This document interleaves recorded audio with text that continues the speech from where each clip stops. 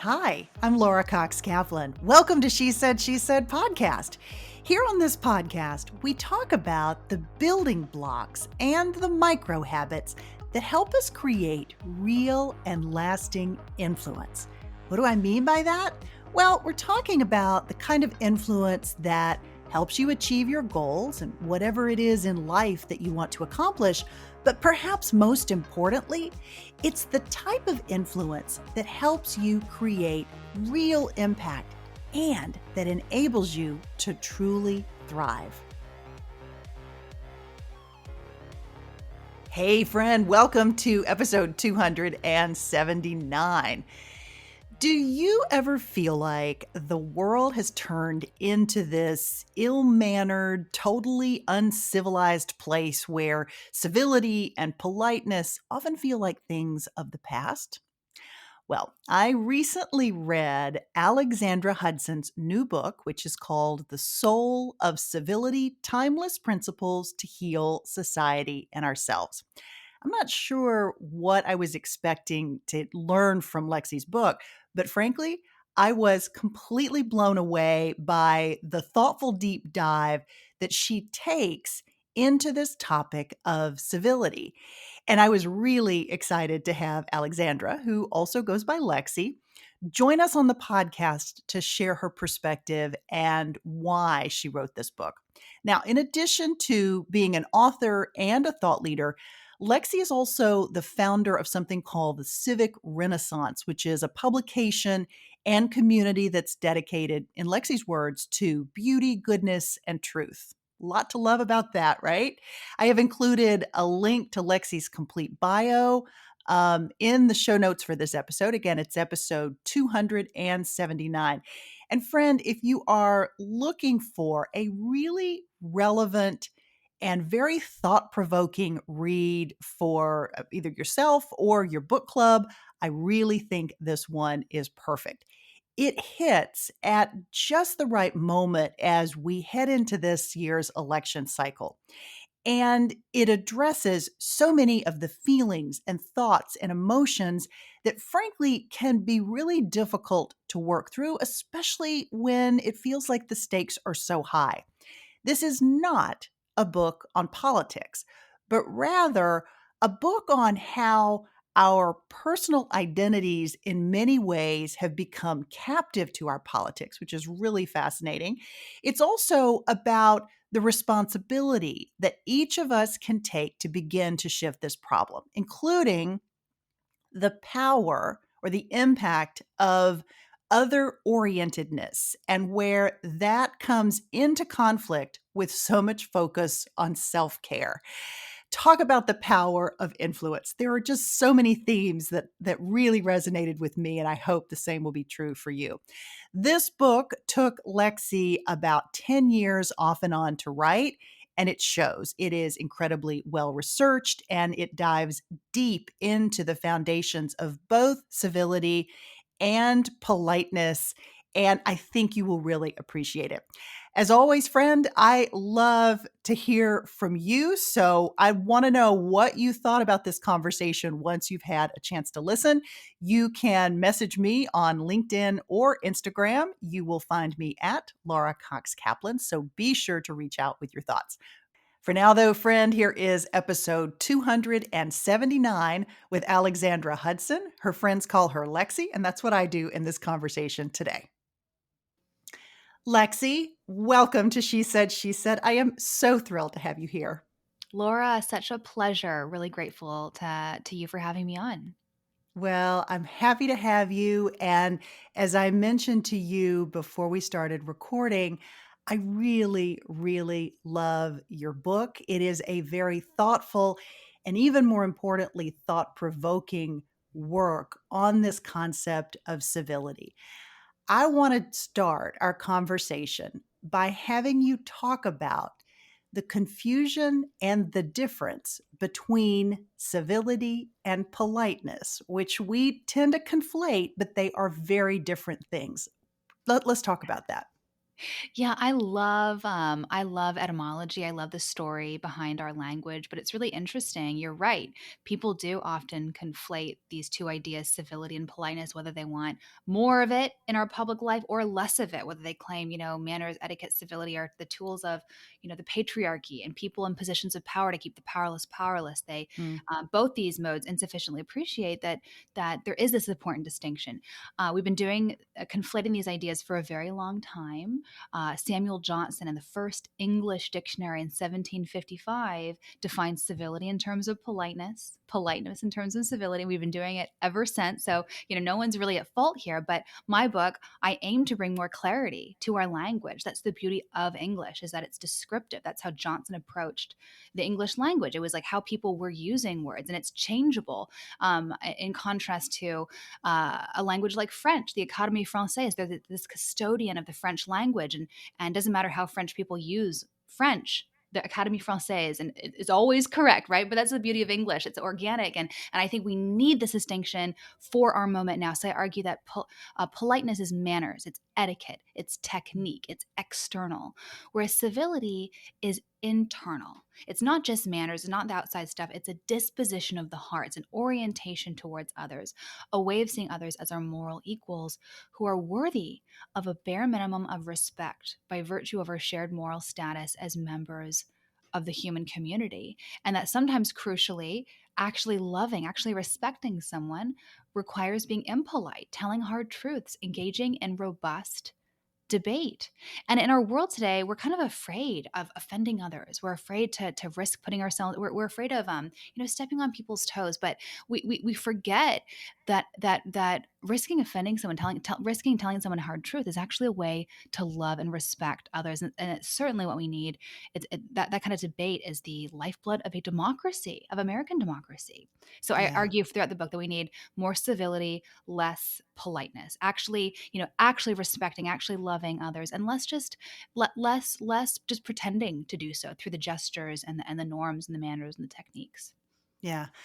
I love that, and I know that message is gonna resonate so deeply with so many people that are listening. At the same time, though, practically speaking, and you sort of alluded to this in your answer, this is a really difficult time to Hmm. express a point of view that Hmm. may not be accepted by lots of people. Whether it's a political point of view or a point of view about something else, and this fear of being canceled. Hmm. Even kids in school are afraid to express a, quote unquote, political point of view that might not align with that of the other students or even the professor or the Hmm. faculty member. And Hmm. this is not just in college. It is true in college, but it's not just in college. It's also Hmm. kids in high school and middle school. So talk about how do we square this circle with this real challenge that we are experiencing in our society, in our culture, of people afraid to speak up, the Hmm. impact that that has on this idea of civility. Help me break all this down. It's a great insight. And I think you're right. Many people are afraid. They're afraid of being canceled, afraid of being silenced, called a, racist, bigot, white supremacist, all these horrible words that are losing their power because they're just tossed around. They're used willy-nilly, like all the Mhm. time. And but what's interesting about that, as people are simultaneously afraid, and kind of going on the extreme of being nice and polite and staying silent, right?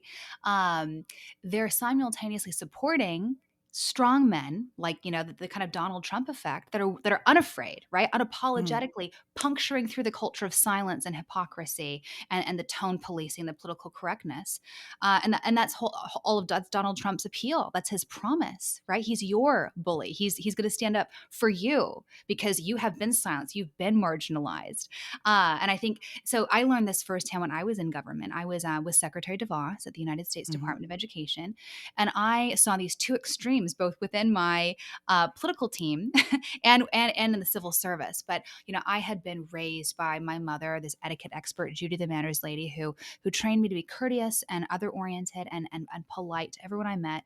And then when I got to government, my faith in my ability to overcome differences and flourish across disagreement was refuted. I was in this environment for a year of my life of anti-human flourishing. It was just total like survivalism. And I did see these two extremes. On one hand, there was the bullies, like the hostile contingent with sharp elbows, and you knew what they wanted. You knew they were not afraid to step on you or anyone else to get what they wanted. And I said, okay, like I know where they stand, and I know to stay away from them, stay out of their way. And on the other hand, there were people who were polished and poised, and they were nice. But these are the people who would smile at me one moment and then stab me and others in the back the next. And I realized these were actually the more savvy politicos. And Mm. these are the ones that scared me. These are the ones that I was like, oh my word, this is like subterfuge. This is guerrilla warfare. I don't know when I'm being like, when someone's actually my friend and when they're just using me, to get ahead. One time, a colleague, approached me and said, I looked radiant that day and I was brilliant, by the way. And could I please just help him on this one tiny little project? And I was happy to help. I didn't realize that he expected me to do the entire project for him. And then he passed my work off as his own and took all the meetings and glory associated with doing the work that he was not prepared for. And that really, and then he cast me aside. Gone were the pleasantries, gone were the flattery, was the flattery.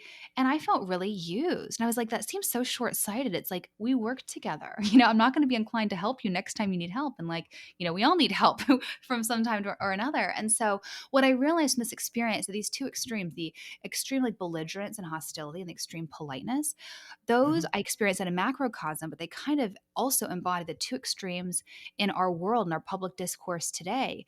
And that people are dissatisfied with the tone policing, with the focus on etiquette and propriety, using and saying the right words, the right pronouns, all the right things.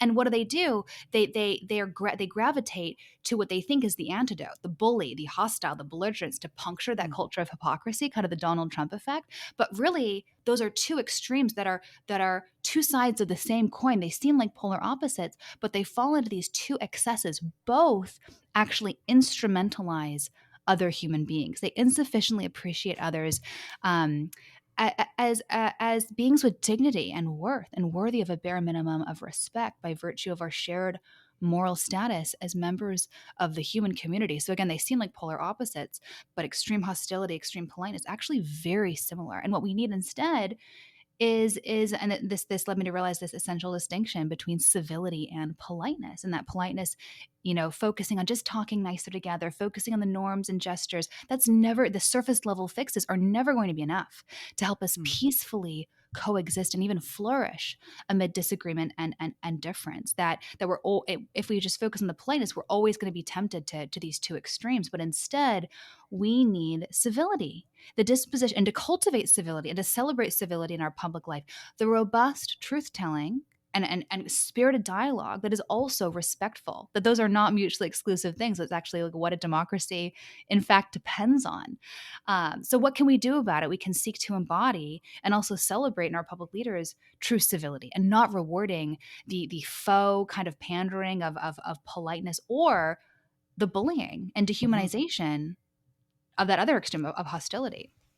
Okay, let's talk about what that looks like in practice. I love what you just said, and I think it's such a thoughtful way of really encapsulating what is happening at this particular moment in time. But what do we do? Mm-hmm. It's a great point. I mean, whether you're in the beltway as I was, I felt totally helpless, or whether you're, at not at the fringes, or the periphery of American public Mhm. life, and in the heartland, it's easy to feel helpless. That we're just one person, and like, what can we do in a country of 300 plus million people? Um, and when this problem is both timeless, as Mm. I talk about in my book, not a new problem, not an America problem, not a democracy problem, not a Donald Trump problem. This is a problem of the human condition that we've been grappling with as long as we've been around as a species. So, like, what can we do when it's intractable and when it's timeless and it feels like we're just one person? What can we do? And the core message of my book is that we can do way more than we realize. We have way more power to be a part of either the problem or a part of the solution than we realize. The subtitle of my book really encapsulates my theory of social change. My book is called The Soul of Civility. Subtitle is Timeless Principles to Heal Society and Ourselves. And I believe that us choosing to reclaim our power, our civic sphere, and to change ourselves, to heal ourselves, because I think we are, many of us are hurt and broken and have, borne the wounds and suffered at the hand of just the brokenness in our public discourse. But choosing to heal ourselves, that we can change the world around us too. And I give many examples. Hospitality. I talk about the porching revolution. I talk about just friendship, reaching across the divide and staying curious, inviting someone into dialogue across difference, and having that sort of open mindedness that is so countercultural in our world right now of certainty and of tribalism, where being Mhm. curious about the other side is seen as betrayal, Mhm. and that is anti-democracy, that's anti-human flourishing. So there's the undercurrent of my book, and I hope that those listening will buy it and read it and feel empowered to because every at the end of every single chapter I have 5 to 10 practical ways that this applies to your life now, and ways that you can take the ideas of the chapter and live them out and be an essential tool of social healing in our world right now. Yeah. You're reinforcing something that it resonates so deeply with me because it is in large part about personal responsibility. And we Mhm. talk a lot on this podcast about this big idea of influence, right? Mm. And what that means and how you can break that down in the ways that you can create true influence. But it's those personal actions. And Mhm. that's what you're talking about. It's that Mhm. personal responsibility for taking these particular actions, thinking about those, the thoughts you're thinking, the ways that you're interacting with others, the ways that you're engaging with them. You talk about in the book, and no one will be surprised to hear this, related to loneliness and isolation being Mhm. such a huge societal problem right now. And you talk about civility being an answer to Mhm. that problem. Let's talk a Mhm. little bit about how that works and how you think about that. Well, you're right. It's no secret that we have this crisis of social personal alienation, of loneliness, and of that is manifesting in division and the brokenness that we see playing out in public life. But that comes from like often a personal brokenness, personal alienation. And Hannah Arendt, the German Jewish philosopher, was really thoughtful on this in her book, The Origins of Totalitarianism. She is looking at the Third Reich. So she was living in Germany and was forced to flee Germany because she was Jewish.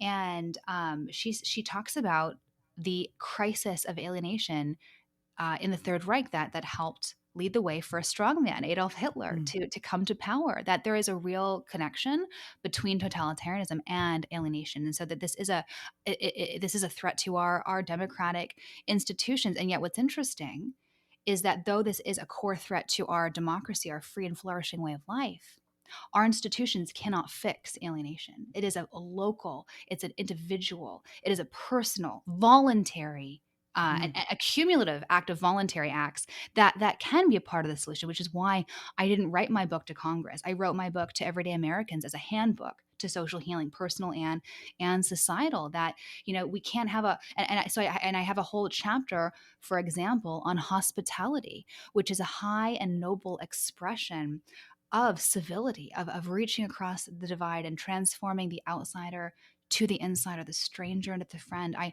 have a whole chapter on civil society and why civility, the little daily acts of kindness, courtesy, other orientedness, that supports our freedom and flourishing. And that's this, famously, this third space, this space between government and the individual that is voluntary and cooperative and sees needs, and as Tocqueville famously observed in America, when there's a need, we don't just sit around like the French and the English do and wait for the government to come in and act. Tocqueville said Americans rise up and we take action and we take initiative ourselves, and that is where the solution to our loneliness epidemic will also come as well, with not with any government policy or directive mandating we host dinner parties or have at least five of friends, right? Like that's just absurd. That's the stuff of like, tyranny and totalitarianism. Right, right. Um, and that's what's so interesting and beautiful and fascinating, and I think important about this topic, and why I think my book is important right now, is that it's encouraging us that we all have a role to play. And we can't just delegate the authority and hope that someone else is going to fix it.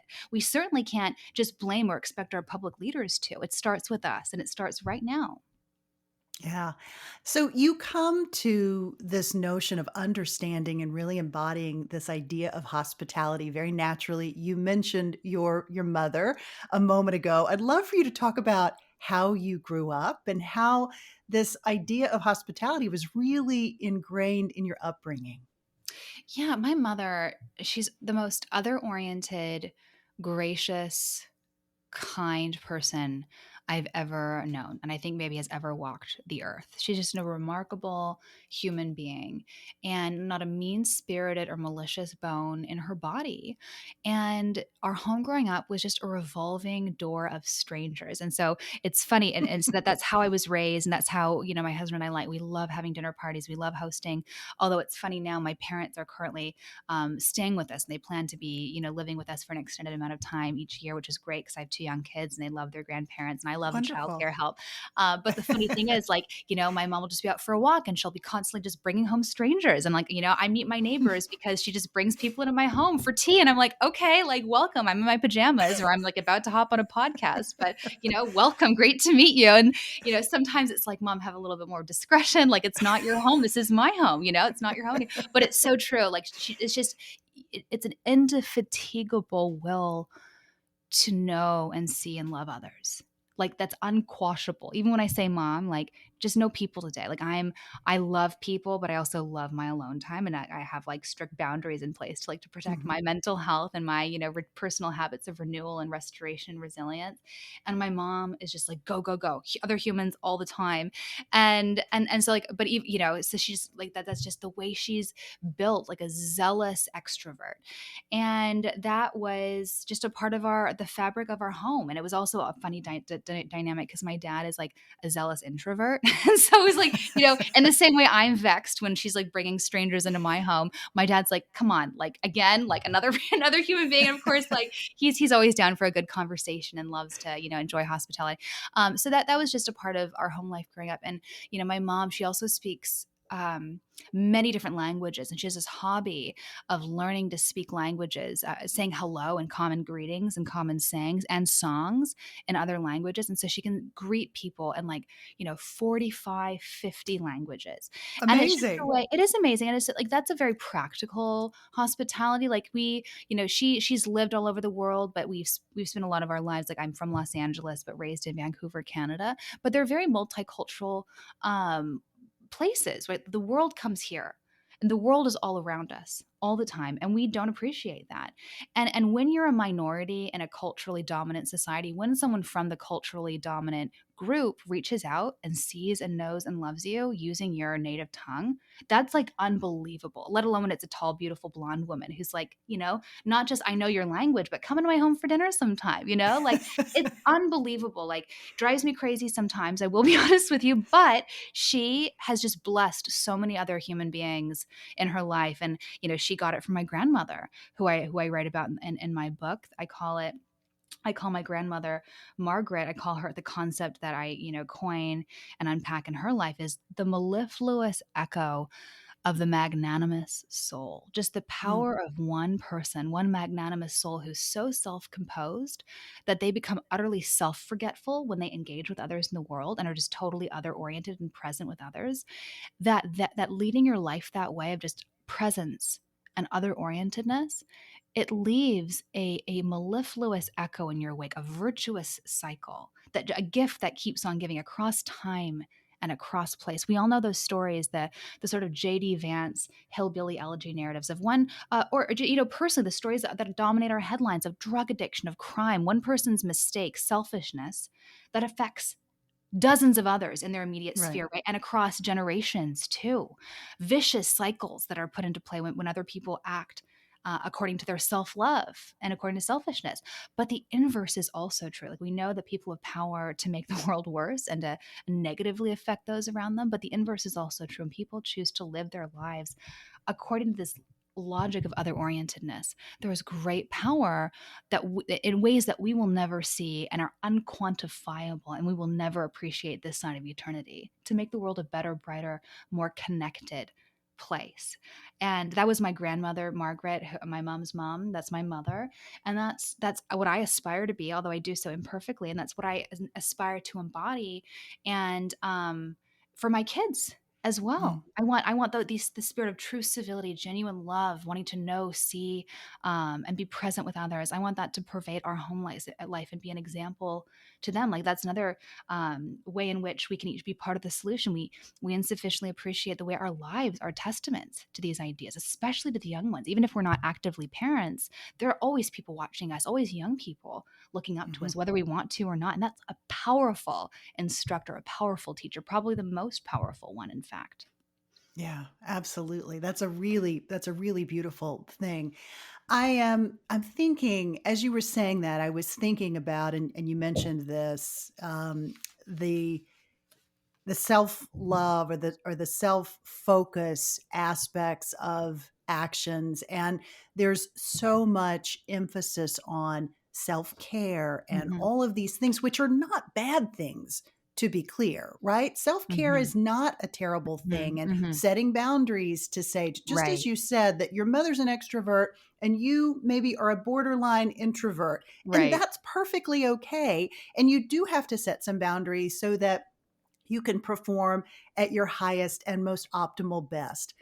Let's break down, though, a bit more where self care becomes sort of run amok, if you will. Mhm. And if you're raising children, and especially girls that are teens, are tweens, and social media is a present topic. I know you're not a big fan.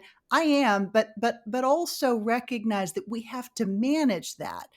But self care, especially for girls and women, is just completely chock full of all of this sort of almost borderline obsessive self care. So I realize that's not much of a succinct question at all, but I'm kind of laying the topic out there. I'd love for you to help me break this down and make sense of it in this context of civility. Right. It's a great thought, a great insight, because, the cult of authenticity and, put yourself first. It's very much the message of the world right now. And so I Right. contextualize that in my book, that the core human tension in our nature is between our sociability and our self-love, that we are profoundly social as a species. We become fully human in relationship with others. And yet, morally and biologically, we're driven to meet our own needs before others. And those two facets of who we are in tension. And the process of civility is the habituation, the education, the conditioning, and the practice of learning when to surrender the self for the sake of the social, so that we can become fully human and cooperate and thrive and flourish as individuals and as a species. But that's the core human tension and the human condition: love of others, love of self. And that is why this challenge has always been a problem. Again, why it's not a democracy problem, not a now problem, 2024 problem. It's not a America problem. This is a problem that we've been grappling with as long as we've been around, and that is why I draw from, medieval texts, ancient Greek text, Egyptian text, Middle Eastern text, like in ancient Sanskrit and Indian text, that all grapple with this tension in our nature and come to remarkably similar mandates and solutions, which is restraining the self so that we can become fully happy. And I think that's where the cult of, self-help, and just authenticity today can be dangerous, is that when we single-mindedly pursue ourselves above all else and fail to see ourselves in the context of others, and even just, saying, having discipline, saying no to ourselves, restraining ourselves, Right. um, that we miss out on core joys and core happinesses in life, that actually being enslaved to our desires is, and being dominated by what we want and our happiness, that is almost a certain path to unhappiness. It's kind of an irony, right? Like, focusing only on ourselves and our happiness leads to invariably unhappiness. Right. And that I think also affirms, like, this vision of human nature that I put forth in the book, that we need others and we need to sacrifice ourselves, say no to ourselves, to actually be free and to actually be, responsible citizens, and to be actually personally happy. And we insufficiently often appreciate that, how meaningful it is and how joy filled we become when we do give, when we do sacrifice. I mean, there's all this research on parenting, how, parents, might not be happy in the short term, but they live more meaningful lives, right? This great literature on the difference between happiness and meaning and joy. So I think it's an excellent topic that's so relevant, especially in this age of social media. Yeah. Lexi, this book is incredibly well researched. It is chock full of references going all the way back to the Dark Ages and sort of when the first writings about civility and politeness. Talk about the process that you went through to write this book. This was not something that you did in 3 months and sent it off to publishers. This was a much longer term endeavor. That's right. I've been thinking about these ideas my entire life, probably because of the way that I was raised. Just my mother asking us to, set the table just so. And we had all these, expectations that surrounded us and I always kind of questioned them. This won't surprise you, Laura, that I, hate rules. I hate being told what to do. I'm constitutionally allergic to authority. And so, my mother would tell me what to do. And I want to know why, what's the underlying philosophical reasoning. And I never quite got those answers to my questions of, why we do things the way we do them. Is it just because some self-appointed authority, some self-appointed etiquette expert said that we should? And is that the best way that we should do it? Is that the only way? Probably not. And so, I always hungered for that why. And so these questions persisted. And I also, it was, so to some extent my entire life I've been working on this book and thinking about these ideas, but then it was the catalyst, the immediate impetus for the book was being in government, being in this Mm, environment of anti-human flourishing that caused me to zoom out and think about these big questions again, like what does it mean to be human, and what is the bare minimum of respect that we are owed and owe to others by virtue of our shared humanity, and what does that look like in practice, even in our deeply divided time that we find ourselves in now, when the stakes feel existential, they feel really high. What then? mm, What do we owe others, and what are we owed as well? And what are the implications for our democracy and our freedom and right. our flourishing? And that was kind of the moral philosophical foundation, that the core set of questions that I was thinking about as I was writing this book, that I, it started writing over 5 years ago now, but had been thinking about, and writing about in essays forms way before then. Um, and then I zoomed out and looked at other cultures, and wanted to incorporate, if I wanted this book to be representative of not just the American condition but the human condition, then what can we learn? And we can learn a lot, because thoughtful people have been grappling with this question independently across time and place, and they have independently said, happiness and the good life and human flourishing is found in restraint of the self, not single-mindedly pursuing our self-satisfaction, that we have to consider others alongside of our own. That is the stuff of the good life, and that's also the stuff of civility, as I define it and explore it throughout the book. And I think there's a certain like warmth, and in that there is this continuity. Like we can just be, we're connected to those that have come before us, both in the Western context, but and it does kind of in other contexts as well, and that kind of confirms our common humanity in a really beautiful and unique way, that we're not alone in grappling with this. Because I think that part of the challenge is that it feels so intractable when we do feel alone, but it's like there's a lot that we can learn from those that have come before us, and that's very much the ethos that pervades the book. Yeah, I love that. I absolutely love that. I'm curious though, because you had been thinking about this topic and these series of topics for so many years, you probably went in to this exercise with some pretty firmly held beliefs. And I'm curious as to whether your mindset changed as you really delved into doing the work of putting the book together. Oh, I love that question. Like, where did I change my mind? Or Um, did you, right? Maybe you yeah. didn't. Well, I think one thing that I found really beautiful and fascinating is that, insights and truths that I had held and I'd been raised with in my kind of Judeo Christian Western context, that they were reinforced by other ethical and philosophical and religious traditions as well. Mm, That, just this note that like, for example, Confucius, Muhammad, and Jesus Christ, they all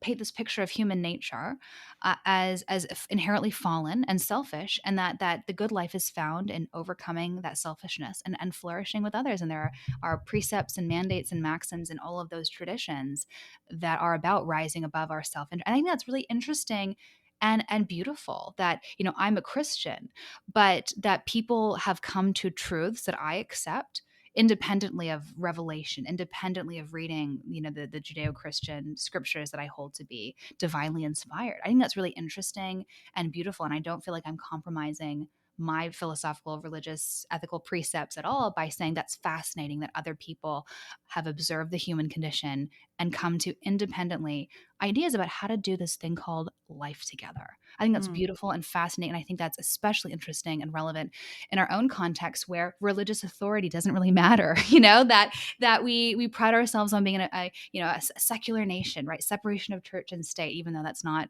constitutional. It's like, an offhanded remark from in Jefferson in a letter to a friend, right? But it's like, Right. we take that idea that's really part of our ethos, that, scripture and religion doesn't have authority in this modern Western liberal democratic context. And so I think it is interesting that we can draw from these other traditions to enhance that. No, there are truths that are conducive to the life well lived, and to human flourishing and to a democracy, that are not just exclusively grounded in religious argument. I think that's really helpful to my book. And I wanted my book not just to be, for fellow Christians. I wanted it to not just be for, I'm a classical liberal conservative. I wanted it not just to be for my own that own aspect of who I am. I wrote the book Mhm. intentionally, and I hope that it continues to be this tool of conversation across difference, and of reminding us that we have far more in common as members of the human community than that which differentiates us. And that's so easy to forget, and that's so obscured in our world today, where we're just constantly reminded of what differentiates us from others, and why the other is to be feared and shunned and avoided. And that is so harmful for, again, human flourishing, but especially a harmonious and functioning democracy. Yeah. I love that. Let's talk for a moment. I know you're spending a lot of time promoting the book. You've received incredible reviews, and there's been a lot of interest in it. I think the fact that it is an election year, it is a contentious one. I think also will give the book, a lot of opportunity to really, hopefully, speak to people and Mhm. have Mhm. people consider maybe behaviors and just Mhm. mindsets in perhaps a different way than they might otherwise. At least we can be hopeful related to that. But talk to us for a moment, Lexi, about other things that you're working on. I know you have the Renaissance newsletter. Maybe talk about what that is. So, Civic Renaissance is my newsletter and publication and intellectual community dedicated to beauty, goodness, and truth, and reviving the wisdom of the past to help us lead better lives today. So, I encourage anyone listening to join us over there and get a free mini course called Greek Mythology in 10 minutes. If you sign up for Civic Renaissance, it'll get automatically delivered to your inbox. A crash course in kind of the stories that form the basis of what I call the great conversation, the iterative dialogue across history and culture, amongst thoughtful people about questions of origin, purpose, and destiny in human life. And so my next book is on autodidactism, or lifelong learning. And it's about Hmm. why you don't need to go to school or even be in a classroom to get an education or to lead a robust life of the mind. And I hope it's kind of a calling card for people that are just kind of disillusioned with education, or people who love learning, but education time in the classroom kind of took that away from them. That's for students and for teachers. I know so many teachers who left the profession because they're like, I just couldn't handle the red tape anymore. Like my principal, my administrator took the joy out of it. And that's such a that breaks my heart, that people often go into education because they love learning. And, I'm someone that, and then that often gets crushed both from students, for students and for teachers. And I'm someone who had the privilege of being raised in a home of, intellectually curious people. My parents are both lifelong learners. They're very, credentialed. They've gone to many institutions of higher education and have multiple graduate degrees, both of them, but they know that learning is a way of life, and Mm. it's a lifestyle of wonder and engaging others with a sense of awe and curiosity that I think ties into the themes of my current book, about why curiosity, just not just saying you think a certain thing, therefore I know all there is to know about you, but approaching others with kind of a wonder and interest, like why do you think the way that you do, like that both can go a long way to healing our deep divides, but it's also the stuff of the life well lived. Like there is Mm. no if you're a curious person, you will never be bored because you know that Yep. every single experience and every single person has something to teach you. So it's like a little bit of self-help and it's like kind of orthogonal but related to all the literature being published about higher education right now and like what is it, what should it be, it's so expensive, are kids even learning anything? And I'm like, well, I have a little bit of an answer. Like actually they're some of the best, most important aspects of education you don't actually need to get in a four-year degree, that you can just pick up a great book and start right now. And that's really when your education begins. It's like when finally your schooling ends, so yeah, Yeah. the lifelong learning is the next book. Oh, I love that. Well, an open invitation to come back and talk Thank to us you. about that. I absolutely love that. I have loved this conversation. Alexandra Hudson, also known as Lexi, thank you so much for being here today. I really appreciate it. Such a privilege, Laura. Thank you for having me. Okay, friend, what did you think? Lots to unpack here. Since recording this episode, I actually had some time to reflect, and I find that so much of what Lexi and I discussed really made me think. I'd love to hear your reactions to this and how you think about civility and the role of hospitality and all the things that Lexi and I discussed. How do you think about all of this in your own life? I would really, really love to hear. For now, though, be sure to check out the show notes where you can order a copy of Lexi's terrific book. Again, it's called The Soul of Civility, Timeless Principles to Heal Society and Ourselves. And you can also learn more about Lexi's work with Civic Renaissance. Take care, friend, and thank you again for being part of She Said, She Said podcast and She Said, She Said Media, which produces this podcast each week.